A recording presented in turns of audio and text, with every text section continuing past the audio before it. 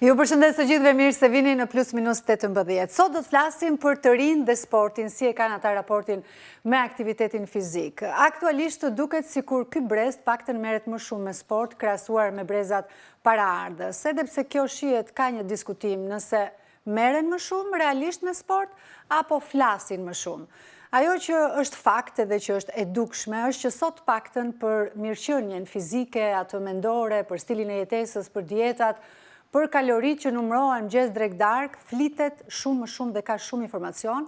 Kjo jo vetëm në media tradicionale, por edhe në rrjetet sociale. Ne jemi të gjithë dëshmitar të shumë profileve të blogerëve të ndryshëm që kanë pikërisht të profilizuar profilin e tyre me shëndetin, me aktivitetin fizik, me dietat, me informacion se si ne të jetojmë më mirë dhe të kujdesemi për trupin sa më mirë. Moshat e reja nuk e di pastaj, sepse kjo është edhe proces i rritjes, ndërgjegjësimi, vetëdije, por që ka edhe një kujdes nga ana e prindërve që i angazhojnë që në moshë të re, ndryshe nga dekada më parë, që të merren me sporte të ndryshme, duke nisur nga tenisi, noti, futbolli, basketbolli dhe më vonë sigurisht që frekuentojnë edhe palestrat. Sot do diskutojmë nëse vërtet të rinjt kanë një ndërgjegjësim vetdije për të jetuar më mirë, për të kujdesur për veten, ose siç dëgjojmë ato frazat e famshme, ta duam veten dhe ta duam trupin tonë, në mënyrë që të kemi dhe një mendje më të shëndosh, apo ka një presion social, ka shumë imazhe perfekte, rrjetet sociale që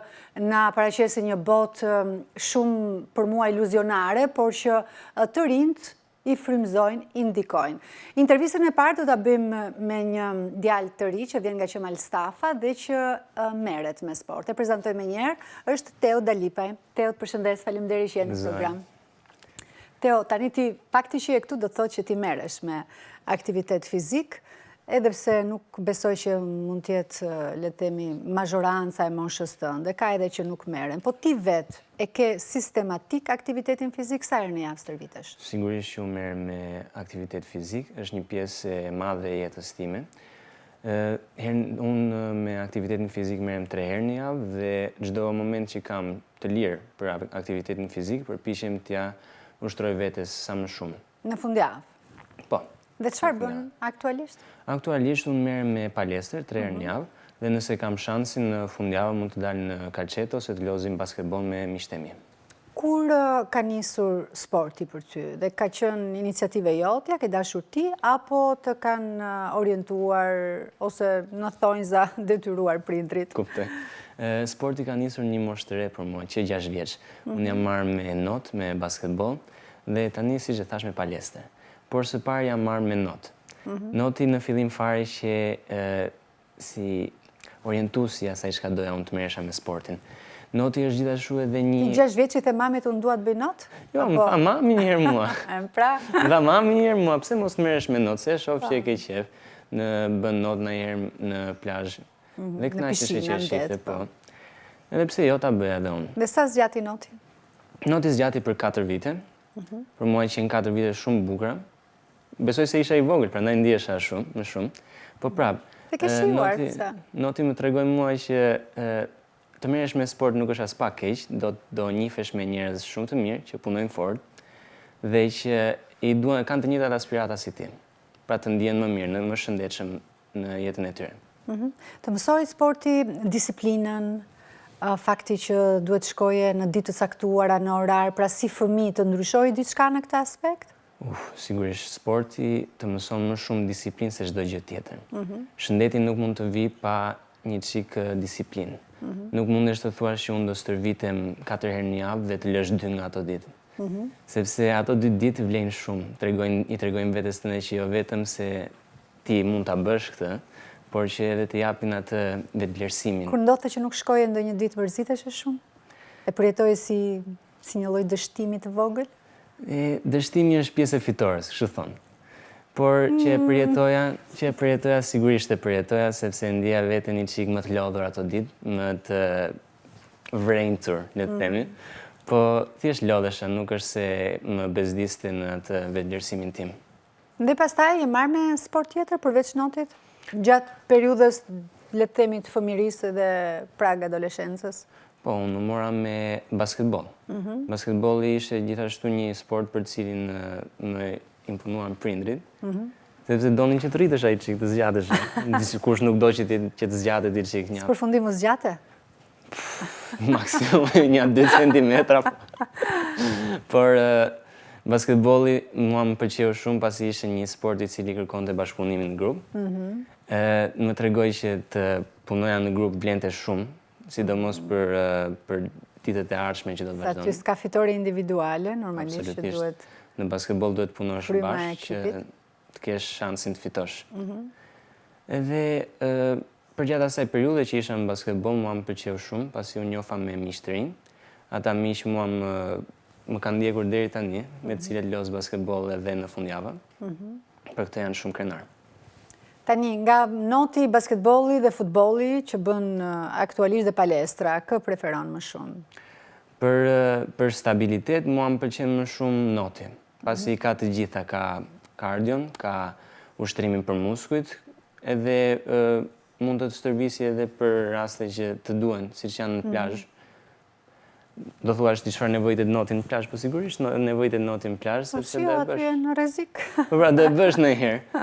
Larg qof mund të bie në rrezik. Patjetër. Të dish not të vlen shumë. Por më shumë vlen për kardion, është një pikë kyçe e kardios. Noti të ndihmon shumë në primarje. Më i mirë se vrapi për kardio? Të themi është më i mirë se vrapi për kardion është gënjeshtër, pasi vrapi është primarja e vrapit është kardioja. Sidomos sprinti, vrapi për kilometra gjatë, maratona. Për faktin që ti aktivizon një herësh shumë muskuj, nëse vrapi mbase nuk të aktivizon të gjitha. Pra aktivizon gjithë trupin, jo vetëm aktivizon edhe zemrën. Kjo ishte pika. Po, shkëputja erdhi sepse ti doje të eksperimentoje me sportet të tjera, apo çështje infrastrukture? Për notin, shkëputja erdhi sepse thjesht me iku dëshira për not. Ishte më ndërpreja dëshira, nuk e di se si. Por për basketbollin e di shumë mirë që... Mërzit, thjesht. Me iku ajo kërkesa që kisha për notin që të stërvitesha ditë për ditë. Ndërsa për basketbollin e di shumë mirë që më ndërpreu periudha e pandemisë e 2020-s, që nuk më lejoj të vazhdoja basketbollin, sepse prindrit, familja ishin disi të shqetësuar për mirëqenien time. Ne, po, atëre të gjithë në panik ishim, kështu që... Edhe pse thoshte Edi Rama që panik jo, kujdes po. E qartë, çfarë të shtyn aktualisht që ti të ruash këtë disiplinën, të kujdesesh të merresh me sport? Më shumë nga të gjitha mua më shtyn shëndeti. Në të ardhmen unë besoj se shëndeti do jetë një nga gjërat kyç që unë do kërkoj. Por prap jam i ri, nuk mundem shqetësohem shumë për shëndetin, kam edhe unë ato gjërat e mia që mund të bëj pa probleme. Ke parasysh atë që investon sot, investon herët për qenë mirë nesër. Synimi numër 1 është shëndeti, por mbi të gjitha unë e kam qef, është pasion im. Edhe unë nuk do lija gjë që të ma prishte këtë pasion. Çfarë të jep sporti? Pra ndihesh mirë, të heq stresin, të shkarkon, ndihesh më i qetë, ke një lloj adrenaline? Në adrenalinë nuk mund ta themi, por më kënaq. Më jep një si farë sensi humori. Nuk e di se si funksionon, nuk mund të flas nga ana biologjike. Do i shpjegojmë në panelin e dytë. Po, eksakt. Por ndihem shumë mirë për sa kohë që merrem me sport, pasi më rrit atë humorin e ditës. Mund të kem kaluar një ditë vështirë, mund të kem qenë duke mësuar për 2-3 teste, edhe nuk kam marrë notat që duheshin. Kështu që mund ta shfryj çika të nervin në sport. Shkarkon gjithë stresin e ditës. Eksakt. Duke qenë se e marrë që 6 vjeç me sporte të ndryshme, ke edhe eksperimentuar, të pëlqen, ka pasur një moment që edhe mund ta kesh menduar ta zhvillosh si karrierë njërin nga këto sporte? Sa jemi të vegjël duam të bëjmë shumë gjëra. Mund të thoja që unë dua të bëhem doktor, mu dua të bëhem astronaut kur isha i vogël, po nuk ndodhin këto gjëra. Sigurisht ishe një pjesë e kësaj doja të bëhesh edhe kampion noti. Por s'deshi fati, s'doja unë, mbi të gjitha. Pikërisht. Miku dëshira mua, që nuk u bëra kampion notin. Po ti ku dëshira apo e pe që ishte e vështirë, se sporti është i vështirë për të çuar përpara si karrierë, nuk është, le të themi, elementi të gjithëve. Padyshim, sporti është shumë i vështirë, sidomos për ata që vendosin ta bëjnë pjesë të karrierës tyre. Por unë isha i vogël, nuk mund të dija se çfarë doja vërtet. edhe notin në të vërtet ishe i vështirë. Nuk të shtyn prindrit, çfarë roli kishin prindrit kur ti the që dua të bëjmë notar? Ata kishin pritshmëri të tjera, apo... Në të vërtet nuk ishin pritshmëri shumë, nuk është se isha i spikatur në mësimin atë kohë. Më shumë isha i spikatur në sport, pra noti ishte gjëja kryesore për cilën interesoheshin. Dhe prandaj kur thosha që dua të bëhem kampion noti, më suportonin shumë. E vlerësonin shumë idenë time që po mendoja ai çik për të ardhmen. Që kishe një ide të qartë. Sa i përket kësaj anës vanitoze, ne të gjithë e dimë që një trup i mirë tërheq vëmendje, pëlqehet nga shumica, njerëzit përpiqen ta kenë trupin e mirë, ti e di që ka një shumicë të theksuar që nisin të bëjnë sport një muaj përpara plazhit, duke menduar ekspozimin edhe duke pritur edhe rezultate për një muaj. Po pra. Kështu që është e rëndësishme kjo. Ty të ka ndihmuar kjo në çështje vetbesimit, ka bërë të ndihesh mirë, ke pas gjithmonë një kartë me vete për të cilën s'të dashur shqetësohesh. Po, sigurisht. Sporti, sidomos një moshë të re, nëse kalon një kohë gjatë dhe ke një fizik të mirë, nuk të nevojitet të shqetësohesh fare për atë imazhin që ke ti në rroba të rinë mirë, s'ke probleme me këto, të fshet diçka, të vesh një gjë më të lirshme, më të errët. Apo kur jenë në plazh që nuk jam fare në formë, duhet të ndryshoj çik. Nuk është aq shqetësuese, sidomos për mua. Pra noti ka, thash noti. Sporti ka atë vetin që të bën të kesh më shumë vetbesim në fizikun tënd. Mos mendosh shumë për çfarë po mendojnë të tjerë, por për çfarë do ti. Tani ti nga 6 vjeç deri një moshë të caktuar deri tani ti merresh me sport, por kuptohet kur ti je marrë me sport, aq herët nuk e qenë në kontakt me rrjetet sociale. Sot ndërkohë besoj je apo jo? Shumë. Je i pranishëm në Instagram, në përpiqem të jem sa më pak, po. Atë të gjithë e bëjmë si përpjekje. Edhe pse dështojmë. Ka një lloj presioni nga rrjetet sociale për këtë perfekcioni që aty na serviret kështu gratis? Presioni nga rrjetet sociale është shumë. Të imazhit. Është shumë i madh. Neve shohim çdo ditë në rrjetet sociale siç janë TikTok-u ose Instagrami për figura që nuk janë realisht të arritshme. Neve e krahasojmë atë me veten. Çfarë është ajo thënie? Krahasimi është ai grabici kënaqësisë. Por kur e krahasojmë veten është një gabim shumë i madh. Mund të çojnë në probleme psikologjike siç janë dismorfia trupore, që të bën të mendosh që si aq mirë me fizikun tënd, edhe pse je, në krahasimisht me të tjerë. Për mua, një sugjerim është që të mos të shikosh se sa të mirë janë të tjerë, por të shikosh se sa shumë para ke bërë vetë nga ajo që çka ishe. Kështu ndikon shumë ajo pjesa e rrjeteve sociale në mendimin tënd, dhe sidomos në stërvitje. Ti ke bërë not, edhe noti nuk është një sport që nuk do pagesë, apo jo. Me sa di unë, është një sport që kërkon një lloj financimi. Ke bërë basketbol, që gjithashtu e ke bërë me pagesë. A është sporti sot në optikën tënde privilegj, duhen para për të pas një trup të bukur, për të bërë stërvitje, apo kushdo dhe e ka pasion mund të realizojë atë në kushte shtëpie, në te liçeni, nuk e di. Të themi të drejtën, në botën moderne shumë gjëra janë privilegj. Qoftë ky shëndeti, sporti, shumica janë privilegj, por njeriu i zgjuar, ai që mundet ta bëjë lidhjen, mund t'ia gjejë aftësinë e tij për të kryer diçka kudo.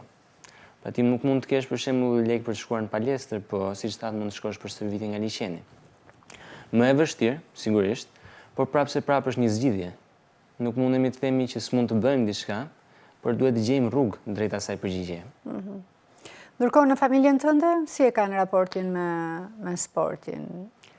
Prindrit e tu janë marrë, për shembull, se ti dukesh që ke qenë i angazhuar, dhe ata janë kujdesur, të kanë frymëzuar, shtyrë, financuar. Ndërkohë vetë? Tani folëm për prindrit, familja ime merret me sport, baba im është marrë me futboll në rinjin e tij. Po pas ke pas një lidhje, pra. Ka qenë një lidhje botësi. Pra babai më ndihmoi shumë për anën e sporteve. Ndërsa mamaja nuk është marrë shumë me sportin, nuk është ndonjë problem, por prapse ndihmën më të madhe bëri babai. Motra ime që marrë me not si unë, por me sportet e tjera nuk u morëm. nërsa unë u mora me të gjitha bashkë. Ti doje dhe basketbolin për të tjera motive. Mendon që të paktën në rrethin tënd është shumica e të rinjve që merren me sport apo është pakic? U bë influenca tani që të merren të rinjt me sportin, kështu që shumica po merren me palestër. Jo vetëm është ai presioni i mediave sociale, por edhe i bashkëmoshatarëve përreth. Pra, sigurisht, kjo do ndikojë tek personi dhe shumica e miqve që kam unë merren me palestër. Folim për një pjesë të madhe, besoj 80% e miqve të mi merren me palestër. Nuk është e domosdoshme, sigurisht. Këto miqtë tu merren me sport dhe kanë pjesë të ditës së tyre, apo merren me sport dhe më shumë bëjnë foto se sa sport?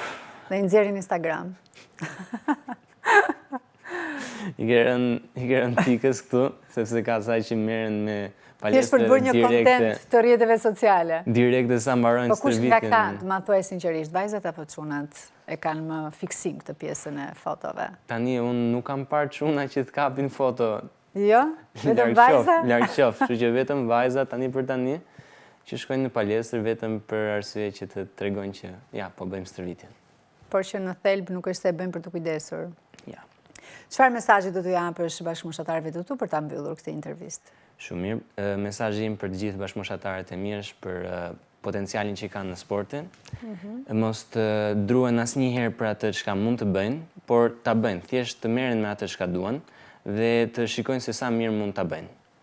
Teo, të falenderoj shumë që ishe pjesë e programit. Ishte shumë kënaqësi. Është e gjitha imja. Faleminderit shumë.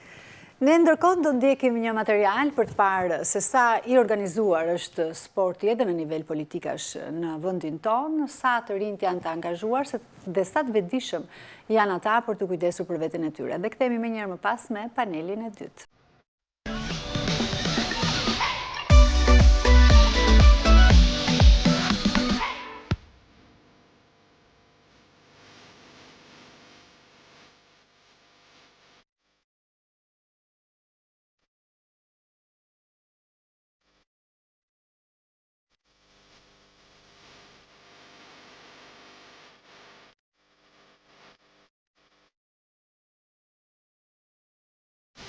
Sporti është një element thelbësor për zhvillimin e fëmijëve dhe adoleshentëve, duke i ndihmuar ata të rriten të shëndetshëm fizikisht, mendërisht dhe emocionalisht. Nëpërmjet aktivitetit fizik, fëmijët fitojnë disiplinë, përkushtim dhe një mënyrë jetese të shëndetshme. Sporti forcon trupin, zhvillon sistemin imunitar dhe përmirëson aftësitë motorike, ndërkohë që ndihmon edhe në formimin e karakterit dhe rritjen e vetbesimit. Përveç kësaj, angazhimi në sport e mban rinin larg ndikimeve negative, duke orientuar drejt një jete aktive dhe të disiplinuar.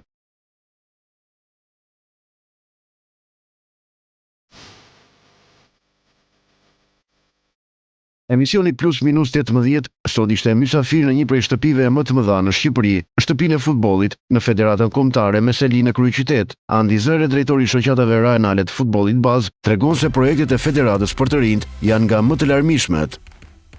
Në këto vite federata ka punuar shumë për të arritur në nivelet që jemi. Ne kemi një numër për 24.000 futbollistësh të regjistruar në këtë moment, që tregon edhe masivitetin edhe ai është një numër që tregon dhe punën e zhvillimore të federatës, i konsiderueshëm, por që bazën kryesore e përbëjnë të rinjt dhe fëmijët. Dhe fokus jon kryesor, natyrshëm që është aty. Federata mundson me projekte si topi im ose uniforma ime, që mund të çdo fëmijë të veshë uniform falas. Ky është një projekt që ka hyrë në vitin e tretë, është një kursim për familjet, për fëmijët edhe një dhuratë për çdo që luan futboll për herë të parë, për ata që kanë qenë pjesë e futbollit. Një prej sporteve më të rëndësishme në Shqipëri sot është futbolli, ku më mira fëmijë dhe të rinj janë pjesë e kësaj disipline, mbi të gjitha prej zhvillimit të saj dhe ndër vite për arritjet që ka bërë futbolli shqiptar. Për zhvilluar sportin, dy janë rrugët kryesore ose linjat, po themi, që duhet mbash, janë burimi njerëzor dhe infrastruktura. Kur flasim për burimin njerëzor, flasim trajnerët, persona specializuar që punojnë nëpër klube që i shërbejnë lojtarëve, por edhe institucioni. Nëse shef sot Federatën Shqiptare e Futbollit, është një institucion që ka gjithçka, ka infrastrukturë, por ka edhe burimin njerëzor, njerëz cilët i shërbejnë kësaj industrie. futbolli është sporti kryesor, është lider. Në atë gjithësinë e sporteve që ka Shqipëria sot, duke parë dhe zhvillimet që ka pas futbolli, si pjesëmarrja për herë të dytë në kampionatin evropian ose kualifikimi për fazën e play-offit në Kupën Botëror, kështu që këto janë paktën njerëzit ato shohin gjithmonë, po duke pas parasysh edhe numrin e madh të fëmijëve dhe të rinjve që luan, investimet që bën institucioni, kështu që janë shtysa që futbolli zhvillohet akoma më shumë. Mungesa e aktivitetit fizik po bëhet një shqetësim serioz në shoqërinë moderne. Fëmijët dhe të rinjt që nuk ushtrohen rregullisht përballen me rreziqe të shumta si mbi pesha, lodhja e shpejtë, mungesa e energjisë dhe probleme të shëndetit mendor. Përveç dëmeve fizike, pasiviteti ndikon në shoqërizimin e fëmijëve duke i bërë ata më të izoluar dhe më pak të aftë për të përballuar sfidat e jetës.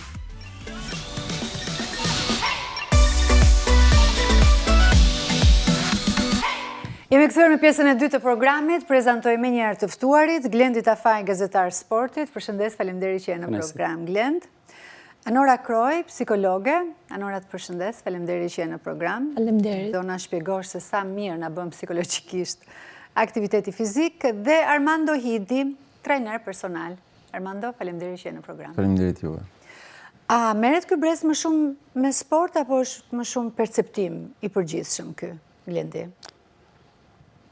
Për mendimin tim merret me sport, po është sport pak më i strukturuar.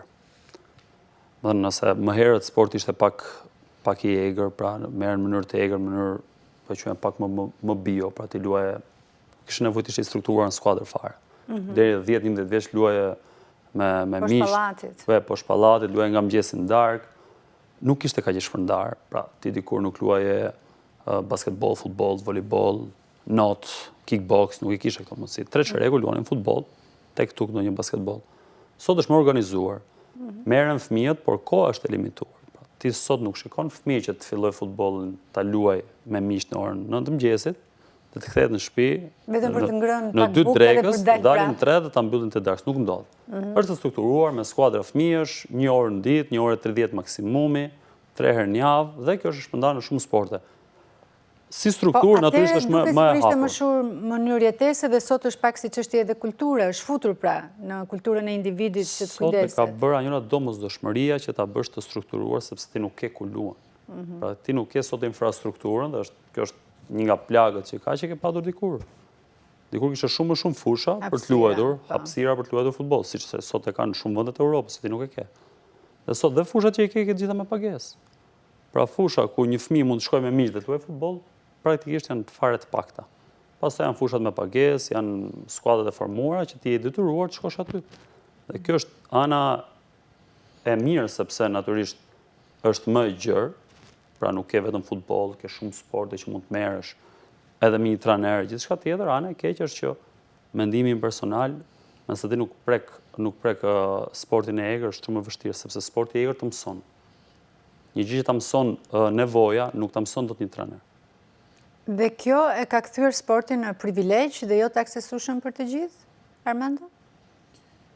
Unë shikoj në aspekt pak më tjetër që realisht sot ka shumë problematika të tjera që i çojnë në sport për t'i larguar nga pajisjet teknologjike, jeta sedentare, nga kafja, nga veset e ndryshme, dhe është më shumë një frym që e sjellim ne që merremi me sport, që lobojmë edhe influencojmë që duhet merret me sport, që kanë shkuar drejt sportit sepse pati një periudhë që askush nuk merrej më me sport.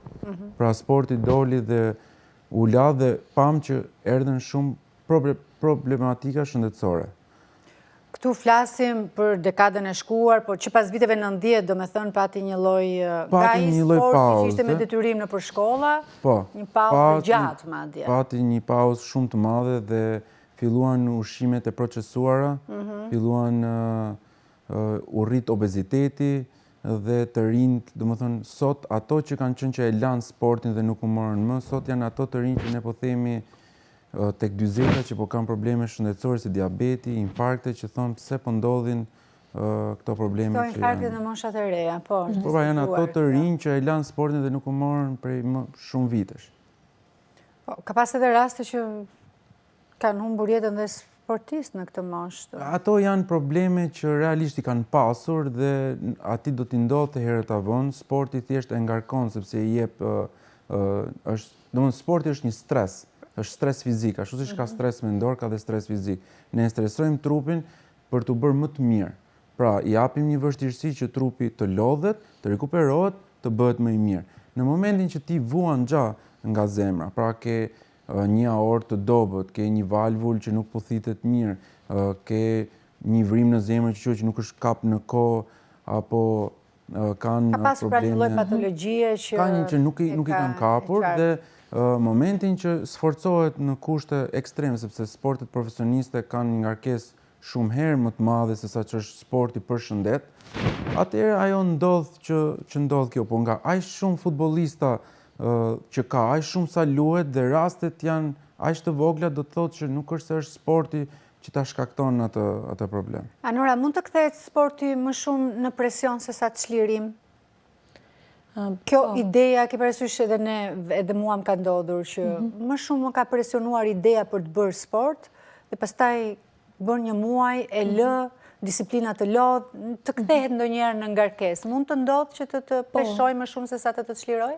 Është vërtet, ka raste që ndodhet edhe kështu, dhe rastet kur ndodh kështu janë rastet kur personi që kryen aktivitetin fizik dhe sportiv fokusohet tek përfundimi dhe tek rezultati dhe nuk shijon gjithë procesin e aktivitetit fizik. Kjo është shumica që fokusohen vetëm tek rezultati. Si të duket? Por, duke fokusuar vetëm te rezultati, ndodh që të zhgënjehesh më hershëm, të dorëzohesh dhe mos të kuptosh vërtet rolin edukues që ka sporti, sepse këtu duhet të ndalojmë dhe duhet të kuptojmë që sporti edukon dhe nuk vetëm formon trupin, por ai formon pjesë shumë të rëndësishme të personalitetit, tek të rinjt, kryesisht tek adoleshentët, vetbesimin, mënyra si bashkëpunon, sepse është një aktivitet social, dhe ti mëson të bashkëjetosh dhe të bashkërihesh ose të bësh një pjesë tjetër të caktuar fizik në grup, që është shumë e rëndësishme.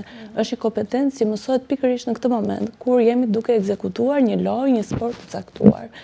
Po ashtu është shumë e rëndësishme dhe pjesa kur nëpërmjet sportit ne harrim të dim të gëzojmë kur kemi një sukses sportore, por nga ana tjetër edhe kur kemi një humbje, si ta menaxhojmë atë, si të jemi më të fortë ose si të shprehim emocionalitetin tonë në momente kritike dhe humbjeje. Janë komponentë shumë të rëndësishëm që nëse do përmendja një psikolog shumë të mirë, Bandura, do ta citoja pikërisht për vlerën se si mësojmë ne nëpërmjet përvojave konkrete. Dhe është pikërisht mosha kur adoleshentit dhe të riut i duhet një përvojë konkrete për të mësuar. Dhe sporti është mënyra më e mirë, ndoshta një aktivitet i personalizuar, sepse tashmë është kthyer flasim disa, siç e thatë edhe ju në fillim të emisionit, e cituat që më parë fëmijët kishin një aktivitet shumë të mirë jashtë, duke organizuar vetë, por tani nuk janë hapësirat, nuk janë mundësitë dhe do të duhet një trajner ku i duhet ta menaxhoj shumë mirë këtë dhe një trajner i mirë duhet të orientoj jo vetëm tek procesi dhe tek fizik, por shumë në komponenti psikologjik, sepse unë është shumë rëndësishme që nëpërmjet sportit ne edukojmë edhe rrisim kështu potencialin ton, bëjmë një të ri të ketë një personalitet me vetbesim më të mirë, të ketë socializim dhe shoqëri më të mirë, po ashtu të di të menaxhoj emocionet në situata të ndryshme, sepse janë situata konkrete. Kjo, sepse ne kemi parë që të paktën trajnerët që merren me moshat e vogla, me fëmijë 6 vjeç, gjëja e parë që mëson është se si të rrinë pa lëvizur, se si të kontrollojnë pra sjelljen në një hapësirë të ngushtë, u mëson disiplinën, u mëson mënyrën se si ti drejtojnë vetë ati, në një farë mënyrë është formuese. Po, dhe sipas një rezultati që kishte dalë nga organizata botërore e shëndetësisë, fillojnë në moshë më të hershme, kanë strategji më të mirë, disiplinimi, orientimi, sepse kështu ata mësojnë të jenë më të disiplinuar. Të bëjnë disa rregulla të caktuara që jo vetëm ju shërbejnë në momentin që kryejnë aktivitetin fizik, por i shërbejnë në gjithë aktivitetin e tyre social të mëvonshëm në jetën e tyre. Blendi, ti je marrë me sport përpara se ti hyje, le të themi, rrugës së gazetarisë, edhe e ke ndjerë presionin? Je lodhur? të zhdashur të punosh me anën psikologjike për të qenë rezistent? Nuk shkonim deri aty se ndoshta edhe nuk pjesa psikologjike nuk është se ishte shumë aktive dikur, përpara ishte thjesht çështje fizike. Pastaj çështja që ka të bëjë edhe me mënyrën si stërviten që fëmijë. Është e vërtet, por masivizimi i sportit, edhe unë flas shumicën për futbollin, por kam edhe për sportet e tjera, që tek fëmijët e vegjël ka bërë që edhe niveli atyre që stërvisin këta fëmijë, mos kujtoni që është niveli më i lartë i njerëzve, edhe kulturor, por edhe të njohurive që kanë. Kështu që ne kemi raste që janë trajnerë që kanë nevojë vetë për ndihmë psikologjike e jo më të përmirësojnë fëmijën nga ana psikologjike. Ka shumë raste që ndodh kjo. Pastaj presioni vjen, e tha psikolog, vjen nga kërkesa performancës. Tani çfarë ndodh në botë? Ne kemi patur edhe kur kam qenë unë i vogël, kemi patur kampionatizmin dhe sot është. Por në një pjesë të mirë të botës, në Shqipëri është bërë tek fëmijët e vegjël deri 11 vjeç hiqet klasifikimi. Prandaj që fëmijët luajnë, por mos shikojnë kush është vend parë, kush është vend dytë, do dalim kampion, po vetëm të luajnë.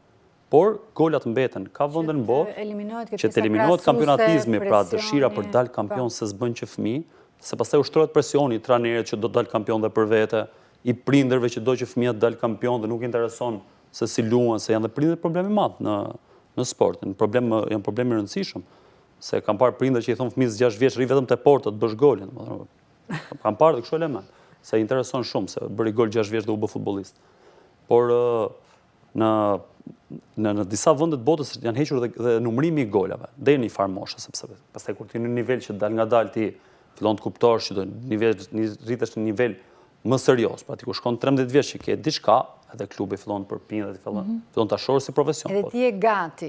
Po edhe ti shkon si profesion sepse kupton që ti ke 2-3 gjëra që mund ta ndjekësh si profesion. Pastaj në futboll 1 në 1 milion bëhet për të bërë profesionist, nivelet të larta për siguruar jetën, se profesionist luash në kategori 3 është kohë, është kohë e humbur. Do të luash nivelet të larta që të sigurosh dhe jetën me të ardhurat. Aty është pastaj lidhja. Se më kot shkojnë ata zotërinë në Arabinë Saudite, nuk shkojnë për të parë Arabinë, shkojnë që të përfitojnë të ardhurat. Kështu që në moshat vogla jashtë eliminohen dhe golat. Pra, ti shënon dhe kundërshtari nuk ti mat njëri. 5 me 4, 3 me 2, jo, nuk ka rëndësi. Luani, shijoni. Është gëzim kur po golin. Bën golin, le të kesh bërë ti një kundërshtari jo 8 vjeç 10. Është argëtimi. Është shumë e rëndësishme sepse janë në formim. Pra kur formon në këtë mënyrë, pastaj do fillojë kampionatizmi, se vjen një farë moshe dhe në sport jo të gjithë ata fëmijë që nisin 6 vjeç do shkojnë deri 15. Ta kesh sigurt që gjysma nuk do e vijojnë. Do shkëputen, dikush do fokusohet tek shkolla, por të bën shumë mirë edhe në marrëdhëniet që ti krijon dhe në njohjen e karaktereve që ti ka. Dhe këtë flas nga eksperjenca personale. Unë jam rritur në akademitë, unë kam qenë në Akademinë e Tiranës që fëmijë. Por 11 vjeç e fillova sepse nga 5 deri 11 luanim me shokët kudo dhe ka qenë dhe kohë e vështirë sepse më ka kapur vitet 95 deri në 2002 kam qenë në akademi, pra 7 vite, vitet që edhe të vështira edhe për të dalë në stërvite, në kapi 97, gjitha me radhë. Dhe ishe shumë karaktere të ndryshme. Ti çdo sezon mjafton të përmendesh që ti ndryshon, sepse futbolli ka tillë, ti fillon me 8 vjeçarët, shkon me 9 vjeçarët, me 10, dhe nuk është se janë gjithë, ikin 5, vin 50, imagjino sa karaktere fillon të njohësh që fëmijë. Vitin e parë ke 20 shok, vitin e tjetër ke 12 që i ke patur, vin 8 të tjerë, dhe kështu të shkon deri ku të shkosh 19 vjeç.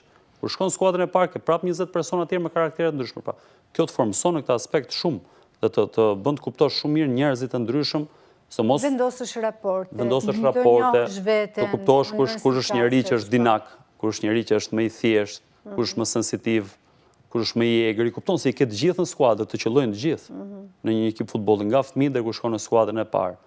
Pastaj në skuadrën e parë ndryshon sepse kur hyn para në mes i prish gjitha. Pasur në një moment në atë periudhë që je lodhur edhe ke dashur të heqësh dorë vetëm nga presioni i fitores, i disiplinës që të kërkojë. Nuk ndodhi, është pasioni ka qenë aq i madh sa që je mërzitur se ke humbur. Je mërzitur, unë kam qenë tip emocional vetë. Je mërzitur kur bën një gabim dhe skuadra humbur, për më tepër që roli im portier është një gjysmë gabim, dallohet direkt. Është ndryshe nga rolet e tjera, është rol shumë specifik. Që duhet ta shohë një 2-3 ekspert, kurse tek ty duket. Jo, aty dallohet qartë, domethënë kur gabon portieri dallohet qartë dhe presioni është i madh sepse ti mund të qëndrosh gjithë ndeshjen, ndoshta nuk ke shumë punë dhe me një gabim tënd skuadra humbet.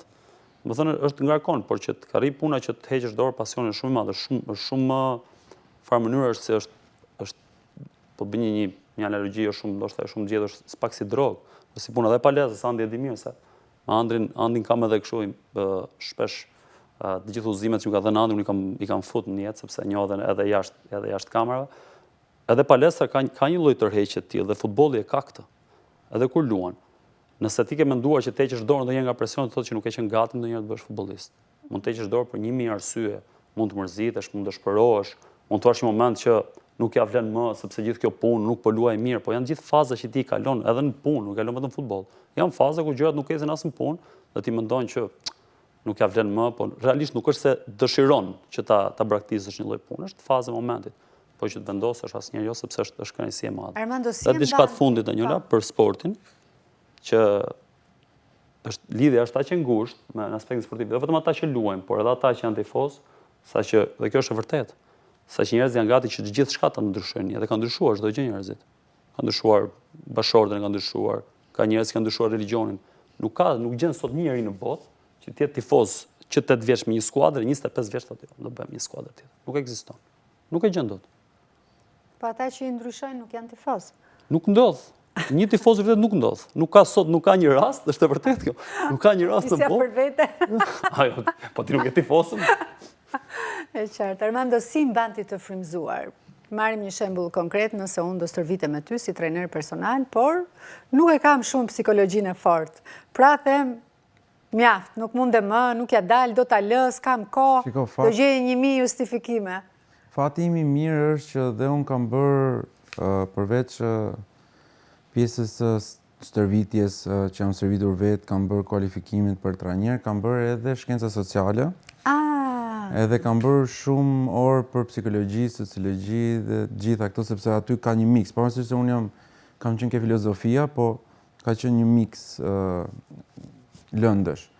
Dhe ty të qenë nga dashur më shumë se vetë atyre që merren vetëm me psikologji. Ideja është që pjesa më e madhe është ana psikologjike e një personi. Nëse ti arrin ta bindësh, arrin ta motivosh, arrin ta futësh, pastaj unë e quaj kështu si fillimi, pra janë ato dallgët e para. Aty ku bëhet ajo dallga e madhe, aty është vështirësia. Po kalove atë, pastaj nuk e lën më stërvitjen sa të kesh jetën. Sa zgjat kjo dallga? Kjo zgjat nga muaji i parë, nga dita e parë deri në 3 muaj, që është ajo vështirësia e parë që o e lën stërvitjen, o e vazhdon stërvitjen.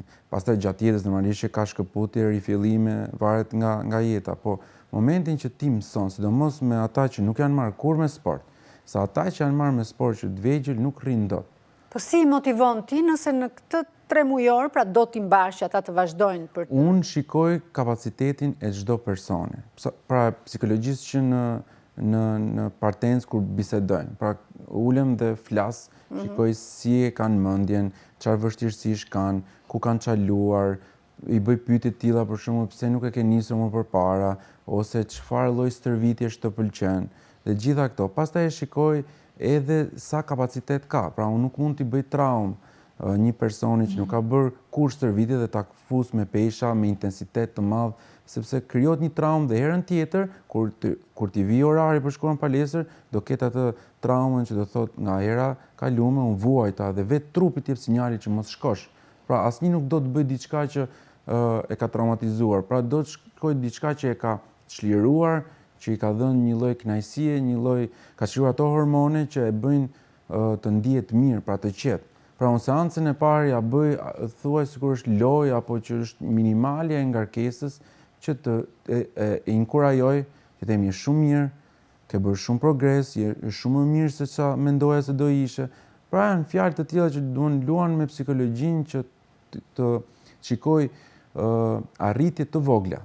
Motivohen më shumë, mbahen. Po, qëllime të vogla, pra nëse nuk ulemi dot një squat, nëse nesër bëjmë 2, e quaj arritje, sepse nuk bënim dot, pra nuk është se i vendos targete shumë të mëdha apo të bëjnë gjëra që nuk mund të bëjnë. Po se ndonjëherë më ndodh dhe kundërta, se mund të thotë su ngarkova fare, su lodha, pasë nuk mjetë për rezultat, se ta vazhdoj. Ja shpjegoj dhe i them, do vish nesër dhe do më thush sa më kanë dhimbë të këmbët. Dhe unë e di se sa do një muskull që të dhëmbi. Dhe kur i dhemi thot, më dhimbë të më duk si kur su lodha. Punën me kë e këtë vështirë më shumë? Me djemët apo me vajzat? Mu përgjithsisht kam servitur femra, sepse meshkujt nuk është se kanë atë kujdesin ndaj vetes aq të madh, domethënë për të marrë me sport. Shumica e meshkujve o luajnë calcetto, një herë në javë që dëmtohen, sepse rrin gjithë javën pushime dhe ose vinë në palestër dhe duan thjesht të bëjnë pesha të rënda për të ofruar masë muskulare dhe gjitha këto. Kurse femrat e pranojnë që nuk dinë dhe kërkojnë ndihmë edhe e nisin shumë më mirë dhe punojnë. Plus që femrat vetë nga natyra ka pak të vështirë për të arritur rezultate sepse ka ciklin që e frenon shumë. Pra, unë i them të gjithë gocave, ju 2 javë në muaj stërviteni.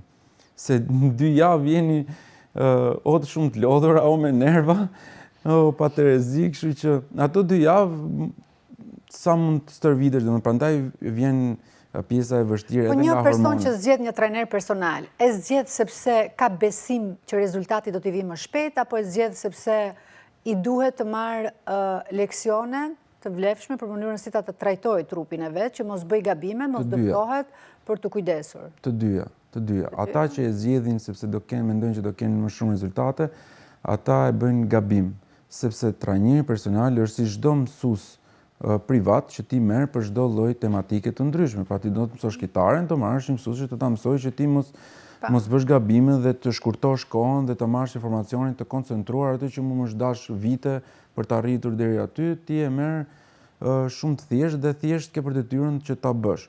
Kurse ata që zgjedhin trajnerin sepse thjesht mendojnë që ky ka zgjidhjen dhe ky do mbëj, dalin të zhgënjur në fund edhe të mundohem që t'i shpjegoj që në fillim. Unë jam për të mësuar se si ekzekutohet, si hahet, si bëhet e gjitha kjo.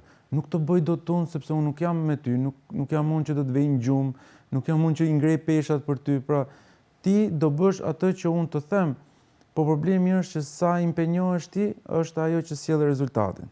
Anora, ti ke sugjeruar pacientët e tu, nëse mund t'i quajmë kështu, që paralelisht me terapi që zhvillojnë me ty të merren dhe me sport, dhe sa ndikon sporti në çlirimin e ankthit, stresit, shkarkimin, sa është vërtet i vlefshëm për shëndetin mendor?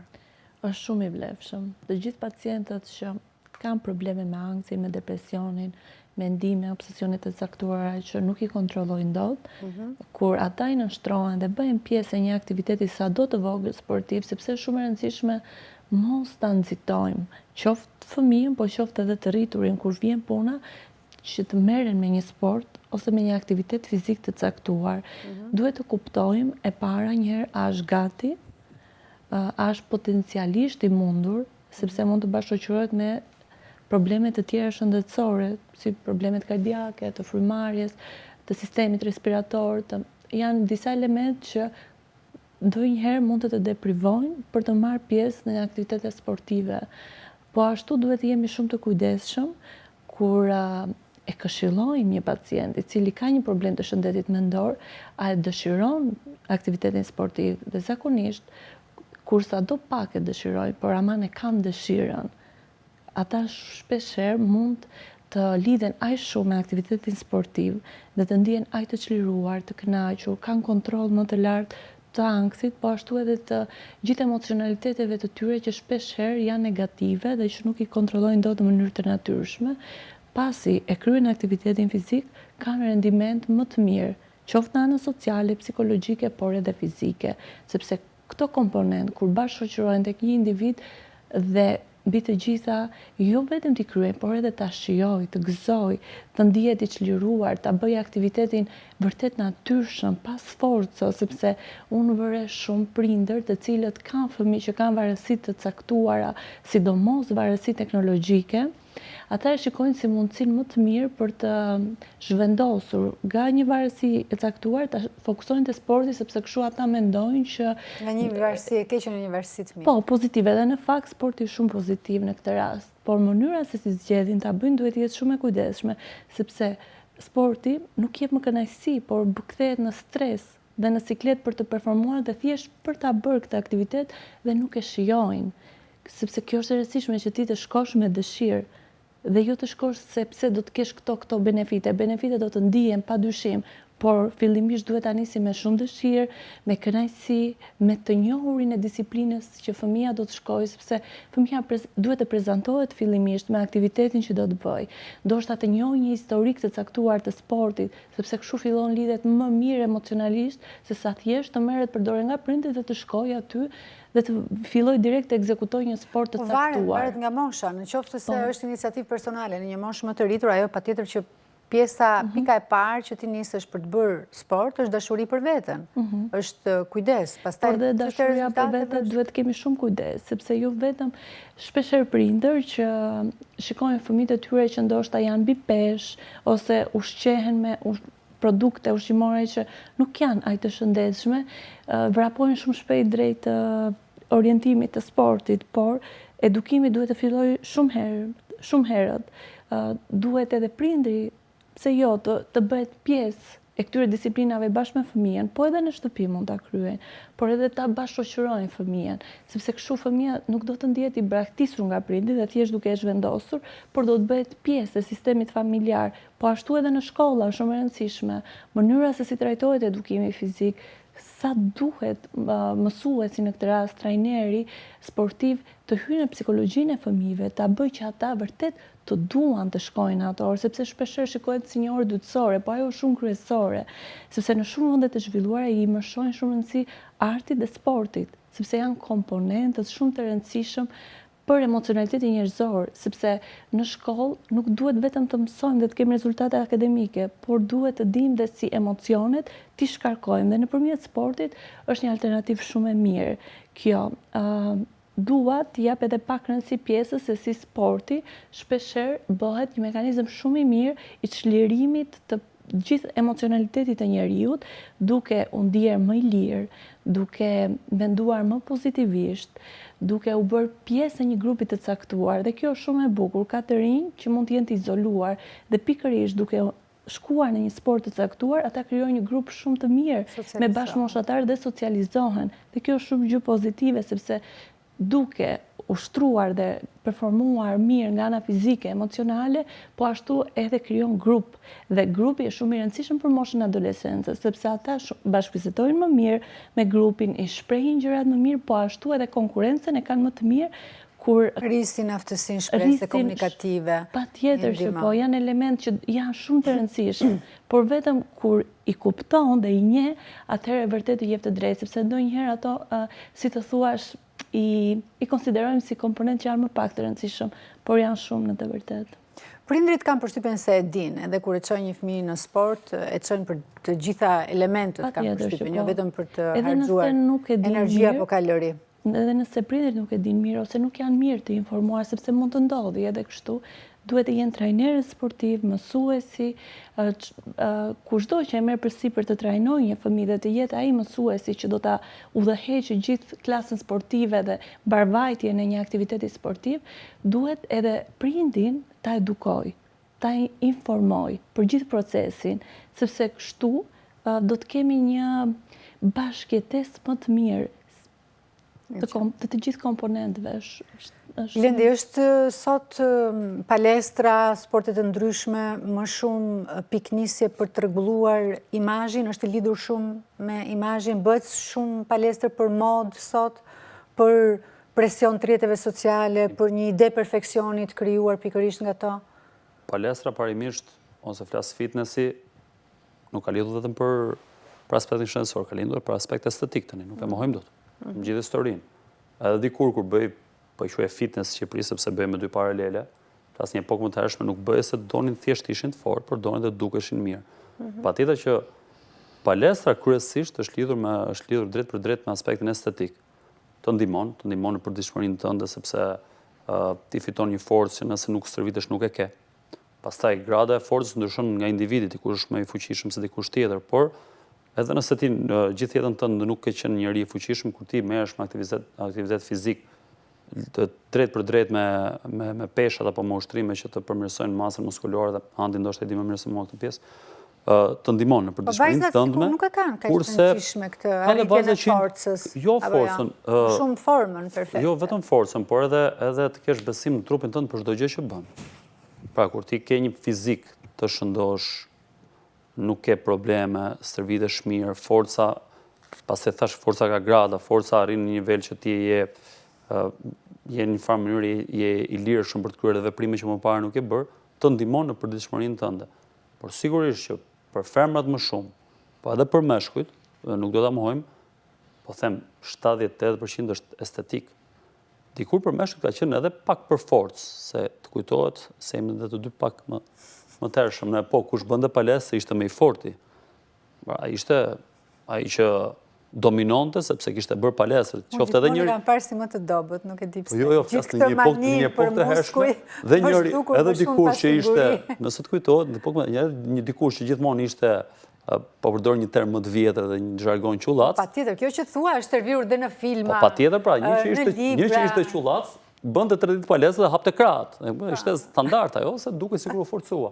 Por tani është shumë estetike sepse presioni i rrjeteve sociale i ka bërë njerëz që duhet të jenë perfekt. Pra ti jesh trupin perfekt, të kesh punën perfekte, të kesh para më shumë se Bill Gates, më janë gjithë që njerëzit i kanë shkaktuar një stres madh. Ndërkohë që rrit 3 fëmijë ose 4 fëmijë, duhet të jesh edhe perfekt gjithë shkon, bësh 3 orë palestër, po të bësh edhe brokoli ndarke se nuk mund tash, presioni është shumë i ndryshëm, dikur nuk ka qenë kështu, ka qenë më ndryshëm, më e kanalizuar në sisteme të ndryshme. Kështu që është e lidhur dhe është e kuptueshme. Tani është e lidhur dhe është e kuptueshme sepse është shumë estetike, madje. Ti the që ka qenë gjithmonë i tillë, pra fitnessi ka lindur. Po jo, ka shumë. Ka qenë e ndarë dhe të dukesh e bukur nuk ishte aq e rëndësishme atëherë. Dikush bënte stërvitje edhe i pëlqente, por edhe i pëlqente ishte pak i fortë. Por tani është në masë. Koncepti pastaj rrugës. Koncepti pastaj ndryshon sepse jo gjithmonë i bukur është ai me muskuj barku. Për një femër i bukur është edhe njëri që s'është me muskuj barku, varet se si e vështron ose nga anasjelltas. Edhe për meshkujt mos jetë një femër që është domosdoshmërisht me krahun si një burr. Duhet një femër më normal, pra ndryshon koncepti i bukurisë. Pastaj ana estetike nuk e di pse këtu më maseron edhe andi sepse lidhet pak dhe me atë që ti shikon në Instagram. Ti sot ke shumë djem që bëjnë stërvitje, mund të bëjnë gjithë javën, dhe del në Instagram një personal trainer që ka bërë stërvitje, po ka marrë dhe disa elemente jashtë stërvitor, dhe të del perfekt, dhe ti thua, unë kam bërë stërvitje kot. Se shok të zotrin, unë s'jam si ky.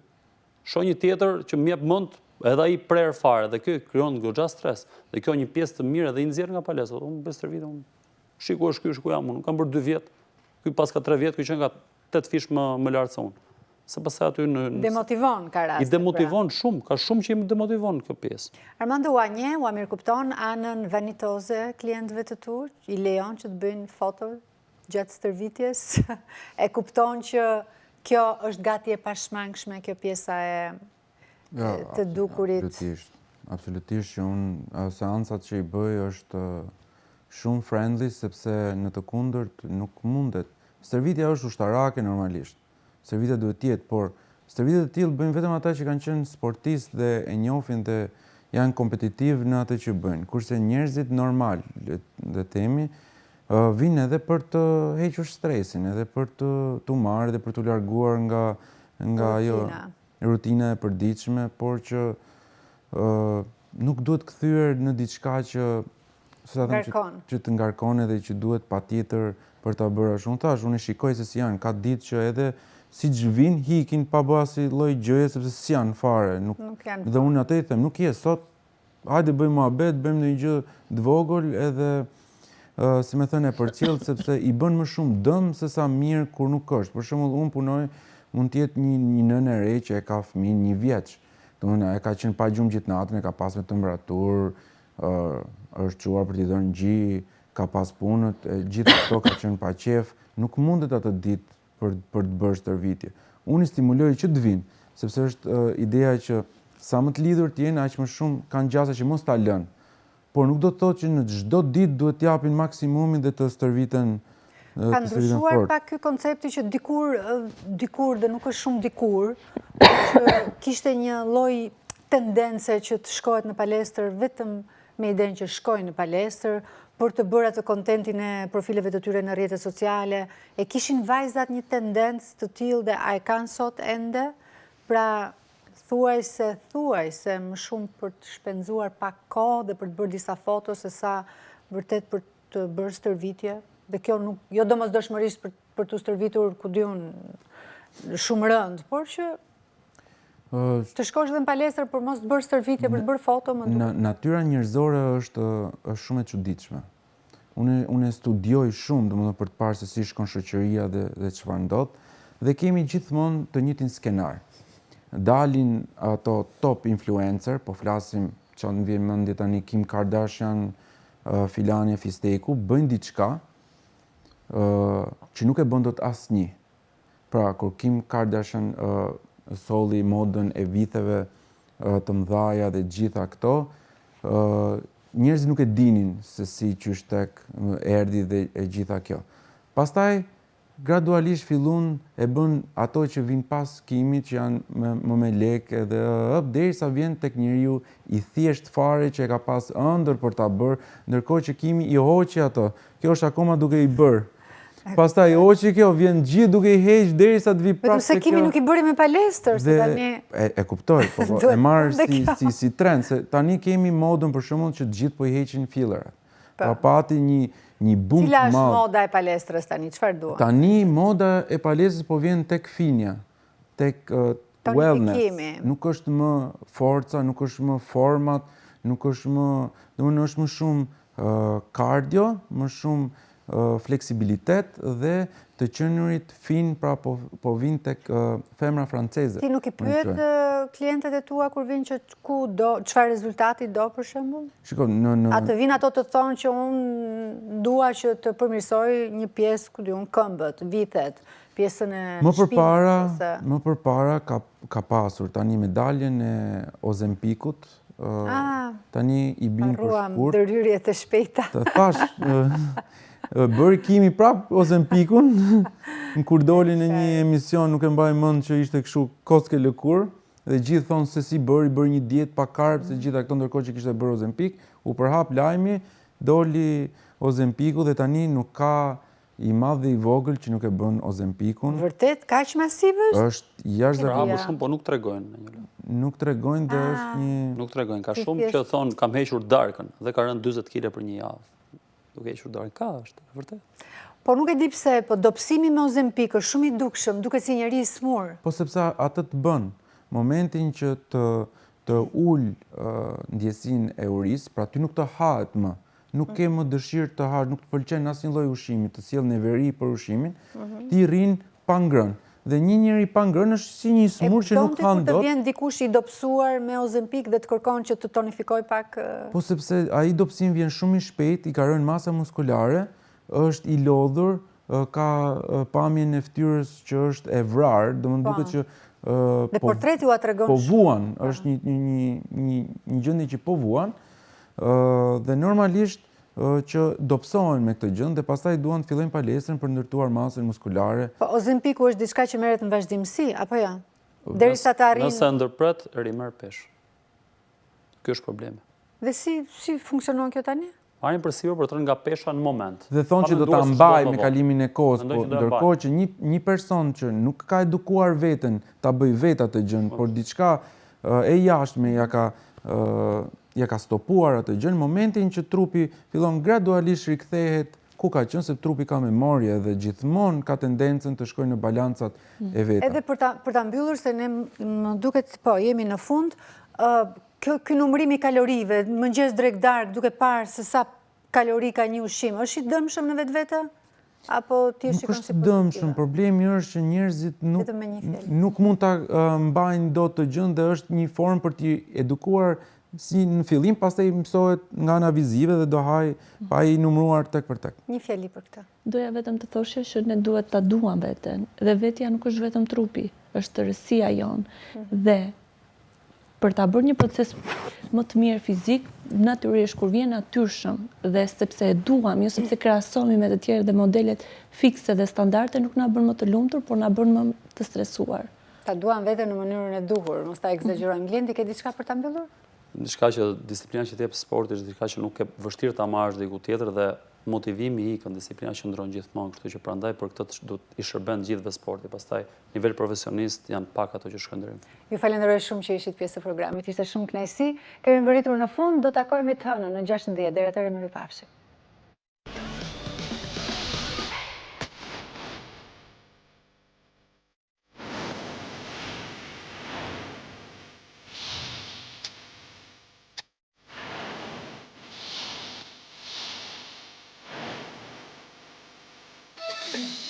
Thank you.